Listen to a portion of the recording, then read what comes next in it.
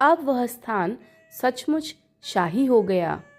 चुगलखोरों ने बादशाह से उसकी शिकायत कर दी कि वह रुपया लुटा रहा है। एक दिन बादशाह गुस्से में भरे वहां आए तो देखकर दंग रह गए। फिर भी उन्होंने तेज आवाज में पूछा, तुमने यह सजावट किसके रुपयों से की?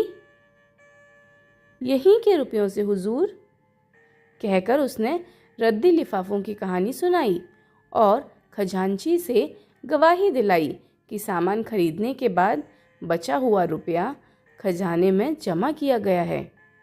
बादशाह बहुत खुश हुए और उन्होंने उस युवक को अपने राज्य का वित्त मंत्री बना दिया। दूसरे मंत्री इससे परेशान हुए क्योंकि न वह बेईमानी करता था न करने देता था।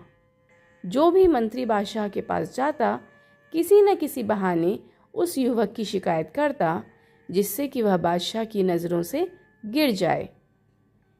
एक रात 2 बजे बादशाह ने अपने सेनापति को बुलाकर कहा, हमारे सब मंत्रियों को उनके घरों से उठाकर इस कमरे में ले आओ और हाँ, वे जिस हालत में हों उसी हालत में लाए जाएं। समझ लो हमारे हुक्म को।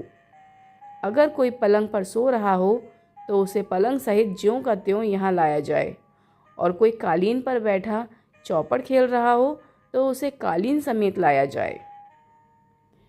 कोई 1 घंटे में सब बादशाह के बड़े कमरे में आ गए। 8 में से 7 मंत्री नशे में थे। उनमें से कुछ जुआ खेल रहे थे। वित्त मंत्री जी एक चौकी पर बैठे दिए की रोशनी में कोई कागज देख रहे थे। सब मंत्री बहुत लज्जित हुए।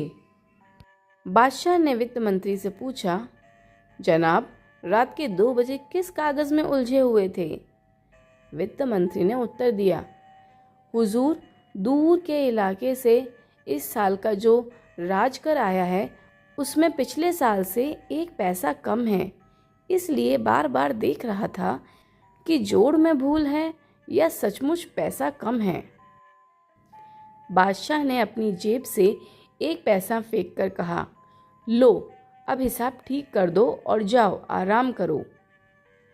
वित्त मंत्री ने नम्रता के साथ पैसा वापस करते हुए कहा, हुजूर, पैसा तो मैं भी डाल सकता था, पर यदि पैसा कम है और उसके लिए पूछताछ न हुई तो इससे अफसरों के काम में ढील और उनके मन में बेईमानी पैदा होगी। बादशाह बहुत खुश हुए और उन्होंने उस युवक को अपना प्रधानमंत्री बना लिया।